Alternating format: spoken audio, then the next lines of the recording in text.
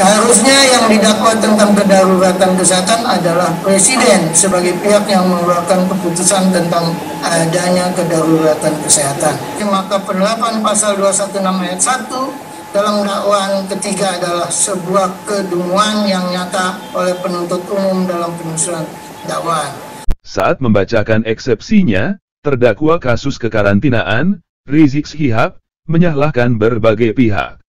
Presiden Joko Widodo, Menko Polhukam Mahfud MD, Wali Kota Bogor Bima Arya, hingga jaksa penuntut umum, dianggap bersalah oleh Rizik Syihab.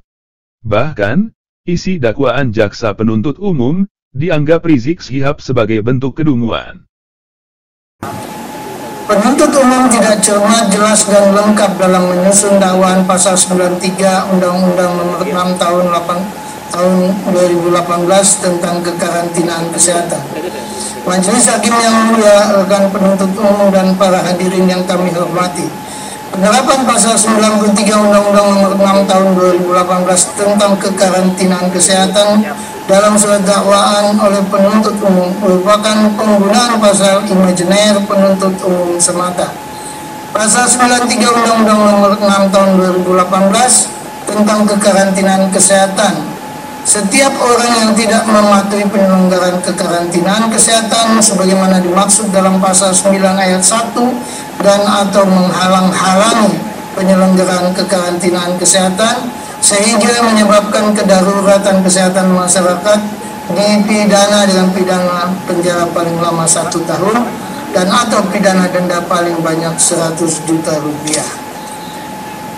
Bahwa penerapan pasal 93 Undang-Undang Nomor 6 tahun 2018 tentang kekarantinaan kesehatan mempersyaratkan adanya kedaruratan kesehatan yang terjadi akibat suatu tindakan yang tidak mematuhi penyelenggaraan kekarantinaan kesehatan.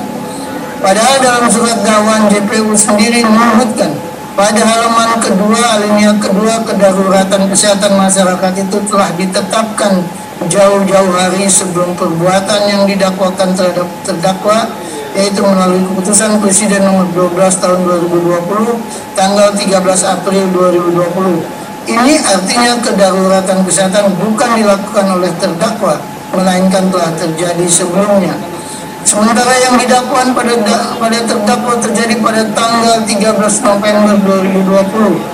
Oleh karena itu, peristiwa tanggal 13 November 2020 bukanlah penyebab kedaruratan kesehatan masyarakat sebagaimana yang didakwakan kepada terdakwa.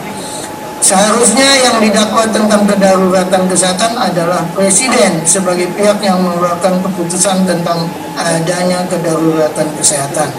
Sebagaimana diuraikan pada halaman 4 alinea pertama dalam surat dakwaan, bahwa perbuatan yang didakwakan kepada terdakwa didasarkan pada surat keputusan Bupati nomor 443/479 keputusan garing per Undang-Undang garing 2020 tanggal 27 Oktober 2020.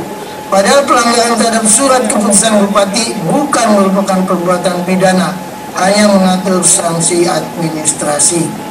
A2. Penuntut umum tidak cermat, jelas, dan lengkap dalam menyusun dakwaan pasal 14 ayat 1 Undang-Undang Nomor 4 tahun 1984 tentang wabah penyakit menular.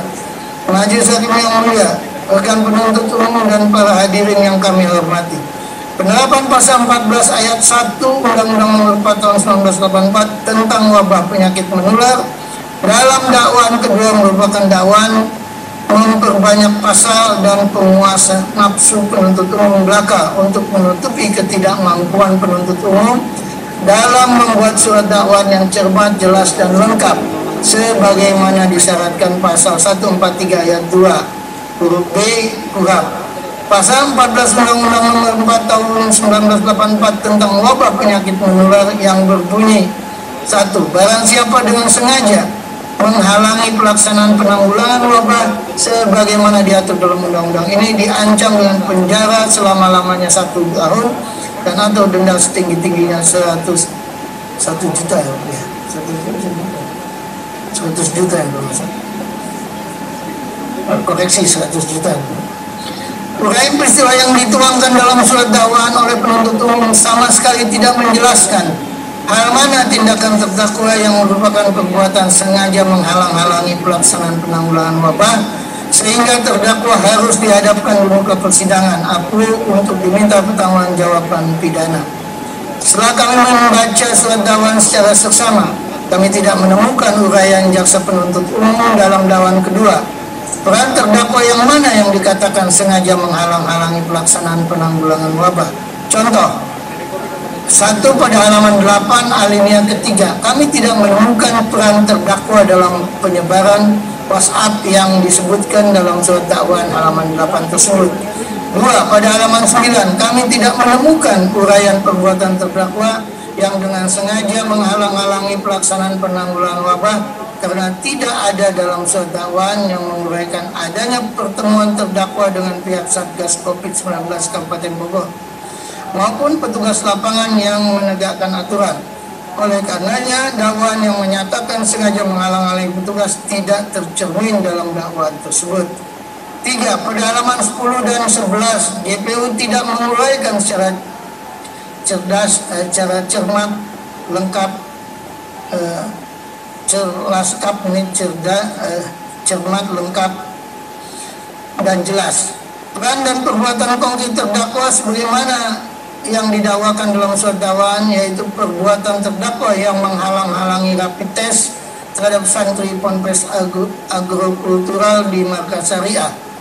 Dalam dakwaan kedua, penuntut umum tidak menjelaskan secara cermat, jelas, dan lengkap adanya hubungan antara peningkatan COVID-19 di Kabupaten Bogor menjadi zona merah dengan perbuatan terdakwa sebagaimana diuraikan pada halaman 10 alinea kedua.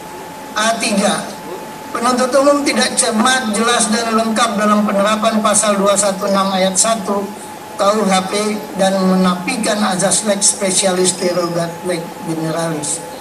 Majelis Hakim yang mulia, rekan penuntut umum dan para hadirin yang kami hormati, penerapan pasal 216 ayat 1 KUHP yang disatukan dengan pasal 93 Undang-Undang Nomor 6 Tahun 2018 tentang kekarantinaan kesehatan dan pasal 14 ayat 1 Undang-Undang Nomor 4 Tahun 1984 tentang wabah penyakit menular dalam satu surat dakwaan merupakan perbuatan yang menegaskan bahwa penuntut umum tidak mengerti azas mendasar dalam hukum pidana, yakni lex specialis derogat lex generalis, yang berarti peraturan khusus mengesampingkan peraturan umum.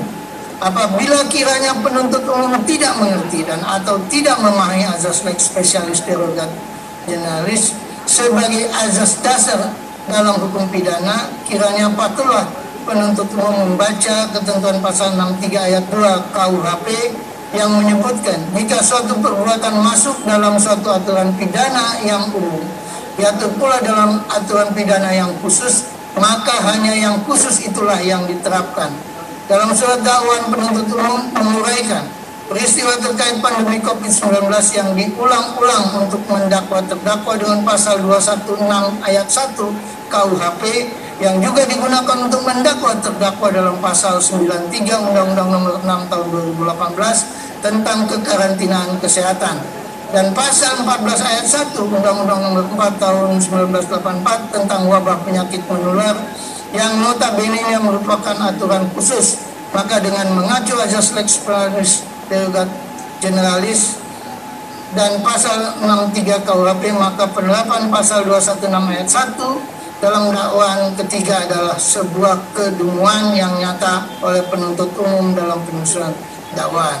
Selanjutnya, penuntut umum juga tidak menguraikan secara cermat, lengkap, jelas, dan lengkap perbuatan dan tindakan terdakwa yang berupa dengan sengaja tidak menuruti perintah petugas. Bila kita lihat pada halaman 11 sampai dengan halaman 17.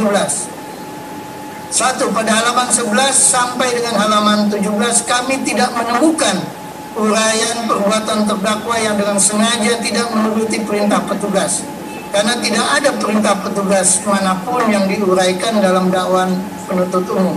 Oleh karenanya, dakwaan yang menyatakan sengaja tidak menuruti perintah petugas tidak tercermin dalam dakwaan tersebut.